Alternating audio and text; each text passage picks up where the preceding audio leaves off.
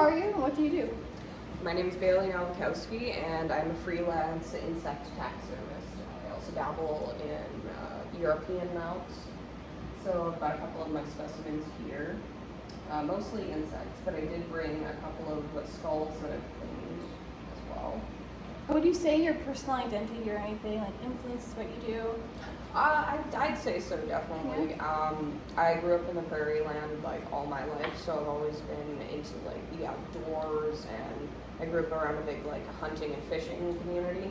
So this came like pretty naturally to me, and have a lot of people who I can count on to fund my work and supply me with specimens. Yeah. What are some of your inspirations? Some of my inspirations. I mean, I guess it's mostly just like I've always been into like old naturalist taxidermy that kind of just like depicts the animal as it is in life. So I don't like to do a lot of like I guess more I don't like to do a lot of more abstract art with my insects. I prefer to just kind of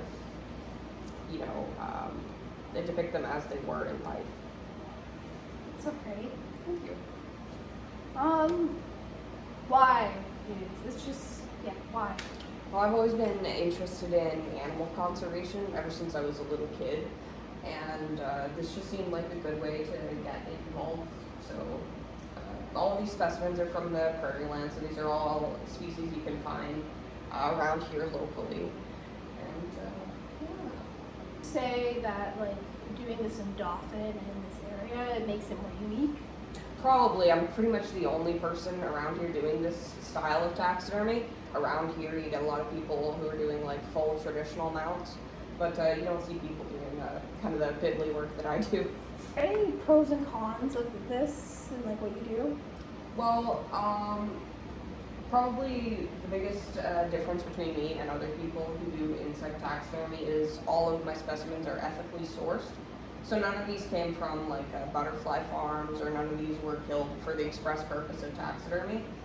I mostly find most of my specimens like actually while I'm hiking, or when I'm like down on like the large highways. You find them, they get stunned by cars that come past, or fall off of somebody's grill, and that's where most of these specimens come from. And how much does this affect your day-to-day life? My day-to-day life, I mean, I've just started actually selling my work recently, so this is actually what I have left after a big craft fair that I did. So usually I have more of my globes here and like little dioramas, but those are basically all cleaned out at my last sale. Have you, while starting selling, have you noticed any like big differences in how you approach doing your taxidermy? It's definitely changed the type of products that I make, because I used to do a lot more like a diorama work like this, but at the last craft fair I did, I tried to sell more like I guess utilitarian items. Like people like things that they can carry on like their keychains, or things that they can like tack onto their purse. So I did a bunch of keychains with butterfly wings and different insect parts. What's your favorite part about doing this? My favorite part about doing this is probably just getting to interact with the natural world. I feel like a lot of people kind of take these animals for granted just because they see them all the time, but there's probably things that I've noticed about these animals that nobody else has, just because they don't take the time to look. Do you have a favorite? So these aren't very common, but this is my favorite species of moth that you can find in the parkland. It's called a hummingbird clearwing, and it's actually a moth that is converged on the body plan of something like a hummingbird. It's a nectar feeder, and you can actually see them. You might actually mistake a larger one for a hummingbird at your bird feeder if you see them. So keep an eye out, because occasionally you can see them.